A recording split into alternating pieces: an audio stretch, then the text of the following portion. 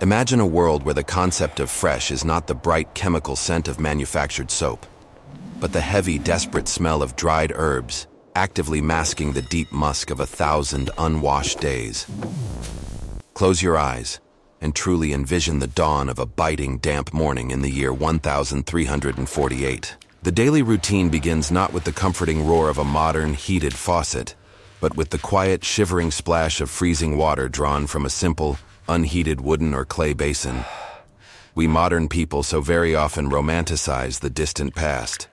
We fill our historical imaginations with valiant knights in shining armor, pristine stone castles, and elegant feasts. But the absolute reality of daily human existence was a visceral, abrasive, and relentless struggle against nature itself. In medieval England, stepping into a hot, full-body shower was not just an unimaginable, impossible luxury. It was widely considered a literal death wish, a terrifying and deliberate opening of the human body to the invisible, hovering killers carried freely on the wind. Welcome to an era where sheer survival meant fully embracing the grime, and where cleanliness was a constant negotiation with invisible terrors. If you are fascinated by the raw, unvarnished truth of how humanity managed to survive and build civilizations long before the machine age, do not forget to subscribe to the channel, like this video, and join our ongoing journey into the grit of the past. For the average hard-working citizen waking up in a crowded, smoke-filled 14th century London dwelling, or even a wealthy, powerful lord resting in a drafty tapestry-hung stone manor in the harsh hills of Yorkshire, the very idea of submerging one U.S. entire body in a large tub of steaming water is deeply alien. More than that, it is considered frankly reckless and medically dangerous. Instead, the damp morning begins with a highly cautious, localized dry wash. You would stand shivering by your rough wooden bedside, your bare feet resting tentatively on a dirt or wooden floor strewn with dried river rushes that have likely not been changed in many long months, harboring ancient crumbs and the scent of damp earth. You would slowly dip a small piece of coarse woven linen into a bowl of cold water just to quickly wipe the sleep from your eyes, your face, and your hands. For the vast, overwhelming majority of the population, this fleeting, chilling dampness is the absolute extent of the water you will allow to touch your skin for the rest of the entire day. Why did this profound cultural fear of a full bath exist? The leading medical authorities of the time, operating under the terrifying, looming shadow of sweeping plagues like the Black Death, preach a grim and unwavering warning to the public. They base their knowledge on the ancient teachings of Galen and the delicate balance of the four bodily humors. To these educated physicians, a pore on your human skin is not a necessary biological mechanism for the body to breathe or to regulate internal heat. It is perceived as a dangerous breach in the protective castle walls of your physical body. Hot water, through its steam and heat, aggressively opens these pores. This creates a fatal gaping gap through which the miasma, the deadly pestilential foul-smelling air believed to carry terrible diseases, can freely enter your bloodstream and literally rot you from the inside out. Thus, a thick, undisturbed layer of natural bodily grime and natural oils is not viewed as a shameful mark of filth. Instead, it is highly valued as a vital, protective sealant. It is a biological shield, a muddy armor against a brutal environment that is actively and constantly trying to end your life. If you are incredibly fortunate enough to belong to the landed aristocracy, your personal hygiene relies almost entirely on what can only be accurately described as the great medical cheat code of the medieval era. The purifying, almost magical power of your tightly woven linen undershirt. The prevailing medical and scientific theory of the day dictates that high-quality, pure white linen acts as an active biological sponge. The firm belief goes that as your body naturally heats up through movement, and as you inevitably sweat beneath your heavy, unwashed outer layers of thick wool, velvet, or animal fur, the linen shirt underneath does the heavy lifting. It supposedly draws the internal impurities, the dangerous humors, and the invisible toxins directly out of your open pores. It then locks these dangerous poisons safely into the strong woven fabric, effectively and efficiently scrubbing the body clean without ever requiring the incredibly dangerous touch of open, heated water. Because of this deeply held systemic belief, a wealthy nobleman or a high-ranking church official might entirely change his linen shirt 3, 4, or even 5 times in a single day. He genuinely, truly believes that the fresh, crisp, highly textured fabric is actively washing his body through friction and absorption, even as his physical skin remains entirely untouched by harsh lye soap or river water. This specific cultural practice is so incredibly pervasive and socially significant that deliberately displaying the bright, pristine white edge of a clean linen shirt at your collar or tightly at your cuffs becomes the ultimate, undeniable status symbol. It is a loud, public, and highly visual declaration to the watching world that you are extraordinarily wealthy enough to afford a massive wardrobe of linens, and thus, you can remain perfectly clean without ever having to risk getting dangerously wet. While the vulnerable torso is tightly wrapped in protective linen armor, dental hygiene is an entirely different, heavily gritty, and profoundly painful daily affair. When you wake up, you do not reach for a soft, bristled, ergonomically designed plastic toothbrush. Instead, you reach for a rough, frayed scrap of coarse linen cloth. You aggressively dip this cloth into a harsh, abrasive hand-mixed paste made of coarse sea salt, thoroughly crushed animal bone, or intensely bitter, crushed herbs like strong mint and rough sage. You scour your teeth and your sensitive gums with this brutal scraping paste, scrubbing desperately in the daily hope of scraping away the heavy yellowing decay that constantly threatens every single mouth in the kingdom. If, despite your violent scrubbing, a tooth begins to ache and rot, there is absolutely no concept of gentle, restorative dentistry. The excruciating, throbbing pain is universally and firmly blamed on a mythical creature known as the toothworm, an imagined, demonic little beast believed to be actively gnawing directly at the sensitive root of the dying tooth. The only known, effective solution is a pair of heavy, rusted iron pliers in the rough, calloused hands of a local barber surgeon. There is absolutely no chemical anesthesia to dull the piercing scream, no numbing agent, only raw human endurance, and perhaps a gulp of strong, burning ale. The resulting smile of the medieval era is rarely straight or pearly white. It is very often heavily guarded, cautious, and filled with dark, empty gaps that quietly tell terrifying tales of immense physical pain and brutal extractions. To survive the reality of interacting closely with others in this environment, the air around the wealthy elite is heavily and deliberately curated. It is thick, heavy, and dense, not with the clean, airy scent of washed bodies, but with the heavy, cloying, almost suffocating perfumes of strong animal musk, distilled rosewater, and incredibly expensive exotic imported spices from the distant east. These incredibly strong scents are applied liberally to heavy velvet garments, a desperate, constant measure to mask the unavoidable biological reality of a densely packed human population that lives, sleeps, sweats, and works continuously in its own entirely unchanged skin. If you are finding this deep, unflinching glimpse into the raw sensory reality of the past as fascinating as it is deeply shocking, please take a quick moment to like this video and subscribe to the channel.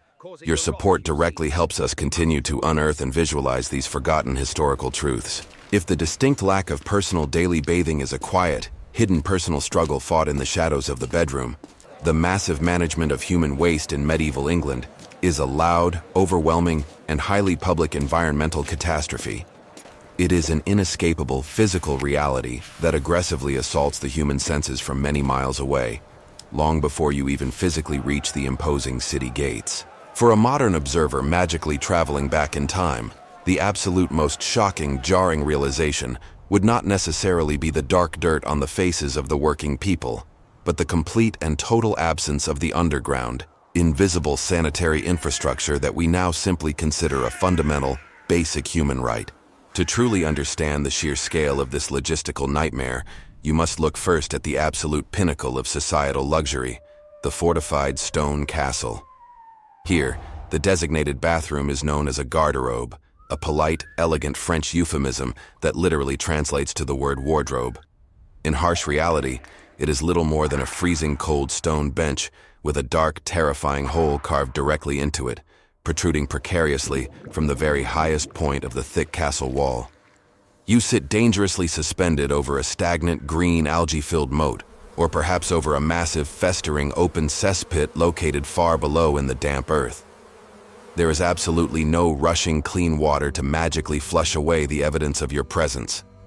Simple, brutal gravity is the solitary mechanical force at work here. In the sweltering, unforgiving heat of a late summer afternoon, the invisible updraft rising off the accumulating, rotting pile at the base of the castle walls is so incredibly potent, so highly concentrated with methane, that it can easily make your eyes aggressively water and your throat burn. Yet, in a bizarre, almost unbelievable twist of medieval human ingenuity, this highly toxic, repulsive stench is actively harnessed to serve a highly practical economic purpose. You would very often find the lord or lady us absolute finest, most incredibly expensive velvet robes, intricate tapestries, and heavy winter furs hanging directly inside this very drafty toilet chamber. Why would anyone ever store their immense, tangible wealth in a foul latrine? Because the pungent, choking ammonia fumes constantly rising from the decomposing human waste far below are highly alkaline and powerful enough to naturally kill the biting fleas, the itchy lice, and the highly destructive clothing moths that constantly plague and destroy their expensive fabrics. The royal toilet is, quite literally, a highly functioning, necessary chemical fumigation chamber for the elite.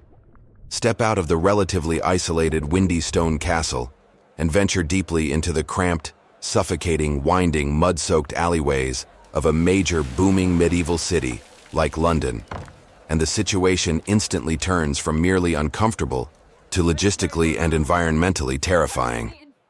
The common laboring people, packed tightly together in towering, leaning, timber-framed houses, do not have the luxury of a deep castle moat or a high stone wall. They must rely entirely on dark, overflowing communal latrines shared by dozens of families, or they use simple, unvarnished wooden buckets kept in the corners of their small sleeping rooms. These heavily used buckets are emptied daily into fast-filling, poorly lined backyard pits, or, all too often, simply hurled out of second-story wooden windows directly into the open, sluggish, heavily blocked street gutters below, accompanied by a quick, desperate warning shout to any unfortunate soul walking underneath.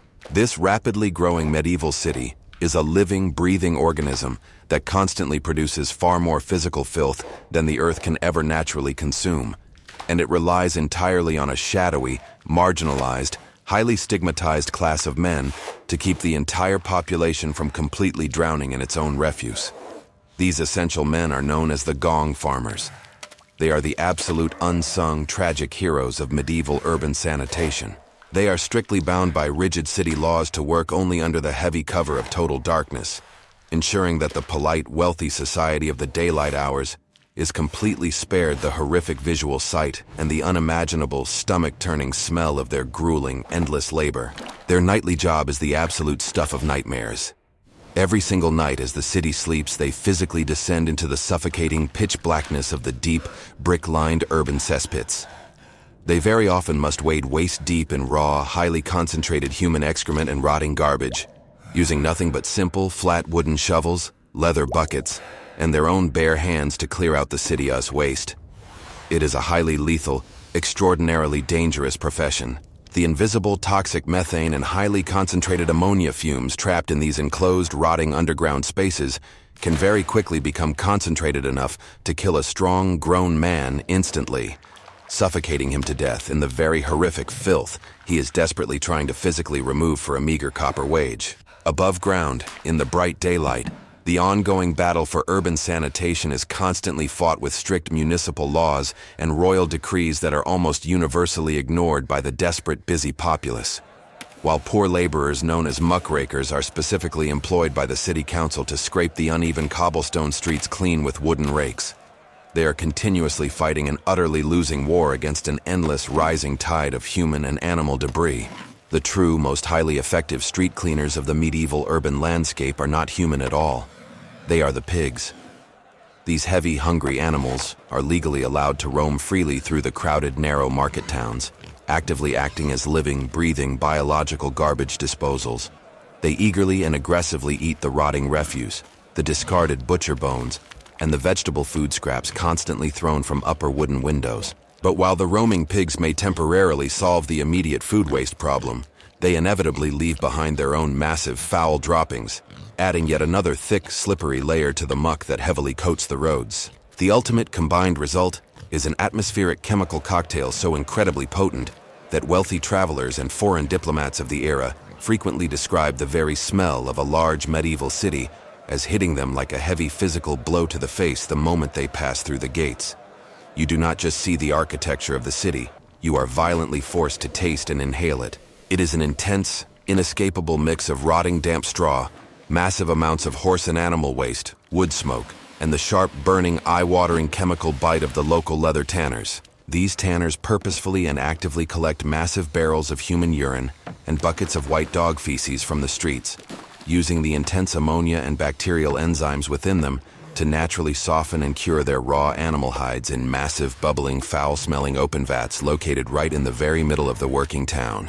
This entire gritty, deeply unhygienic puzzle inevitably leads us to directly answer the one deeply uncomfortable, highly practical question that always plagues every single modern mind when looking back at the daily mechanics of this period in human history. Long before the modern invention of soft bleached toilet paper on a cardboard roll, what exactly happens when the daily deed is finally done?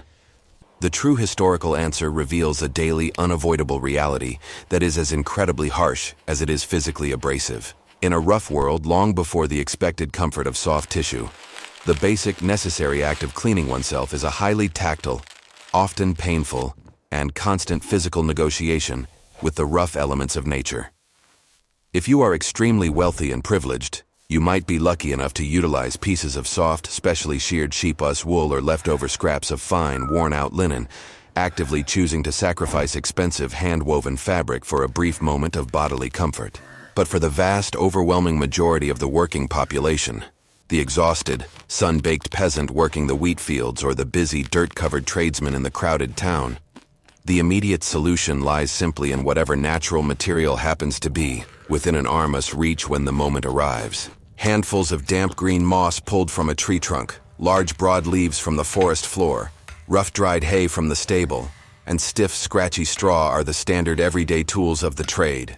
It is a cleaning experience that is simultaneously intensely scratching, deeply uncomfortable, and highly questionable from any medical or hygienic standpoint, very often leaving behind just as many microscopic physical problems as it attempts to physically wipe away. Interestingly, the ancient Romans, many centuries prior, once cleverly utilized a communal sea sponge attached securely to a wooden stick, which they kept continuously soaked in a sterilizing bucket of strong salt water and sharp vinegar. But even that incredibly modest, relatively effective level of sanitation technology has been completely lost to the dark ravages of time, fully replaced by these much cruder, far more painful, and deeply unsanitary natural methods of the medieval period. This chronic, systemic lack of proper sterilizing sanitation naturally and inevitably creates a vicious, unbreakable biological feedback loop that completely defines the fundamental human condition of this challenging era. Because human hands are almost rarely washed with anything even remotely resembling sterilizing, antibacterial soap, and because the rough, natural wiping methods are wildly ineffective at removing microscopic bacteria, the entire human population lives permanently locked in a constant, inescapable cycle of internal reinfection with highly aggressive intestinal parasites. It is a grim, universally accepted medical fact of medieval daily life that almost every single adult you will ever meet on the street, from the soot-stained blacksmith hammering glowing iron at his hot forge, to the highest, most revered holy bishop preaching in the massive stone cathedral, is actively carrying a heavy burden of internal worms. These resilient parasites are the true silent, uninvited passengers of the Middle Ages. They are unseen, writhing, hungry organisms that live deep within the human gut, constantly and aggressively consuming a very significant portion of the incredibly hard-earned, scarce caloric intake that the starving, exhausted peasant has labored all day long in the freezing mud to secure. It acts as a cruel, relentless internal parasitic tax on the physical body, aggressively draining vital human energy and strength in a harsh, unforgiving world where good, nutritious food is already incredibly scarce and remarkably difficult to grow and harvest. Yet to look back through the lens of history and lazily judge these resilient, tough people solely by the thick mud on their leather boots and the undeniable filth flowing in their city streets is to completely and utterly miss the extraordinary, undeniable human resilience that truly defines their existence. We absolutely must look at our distant ancestors, not with modern privileged disgust, but with a deep, profound sense of genuine awe and respect. Their incredibly robust human immune systems are violently forged in an unrelenting, daily fire of constant massive biological exposure. They are physically capable of completely withstanding and surviving massive, overwhelming bacterial loads that would very likely hospitalize or even kill a healthy, sheltered modern human being within a matter of mere days. They are not stupid, they are not ignorant, and they are certainly not indifferent to their own daily physical suffering. They fight back valiantly and constantly with the only specific weapons they currently have at their disposal: a deep, generational, highly complex knowledge of powerful herbal medicine, and the incredibly clever, desperate use of natural available disinfectants like harsh acidic vinegar and extremely strong distilled alcohol. They are not living dirty, uncomfortable lives by deliberate, lazy choice. They are simply and tragically constrained by the incredibly hard, unbreakable technological and scientific limits of the dark time in which they were born. When we finally look back at the shadowed, towering stone cathedral cities and the freezing, mud-soaked farming villages of medieval England, we should not just see the absolute lack of hot running showers or the rough green moss used in place of soft white paper. We should clearly see the immense, unfathomable, backbreaking human effort it took to simply carve out a functioning, surviving civilization and to maintain basic human dignity in the face of absolute, overwhelming biological chaos. The fascinating history of their personal hygiene is not a simple, dismissive story of human laziness. It is the raw, inspiring, and brutal history of a desperate, intense, and ongoing war against their own human biology. It was a daily, exhausting battle for pure survival, in a difficult, unforgiving world where true cleanliness was the ultimate impossible luxury. A rare luxury bought and paid for with the hardest human labor imaginable. Thank you for watching Before the Machine. If you truly value this deep, unflinching dive into the absolute grit and unvarnished truth of our shared history, please subscribe to the channel right now. Leave a comment below telling us what specific detail shocked you the most, and we will see you in the next era of human survival.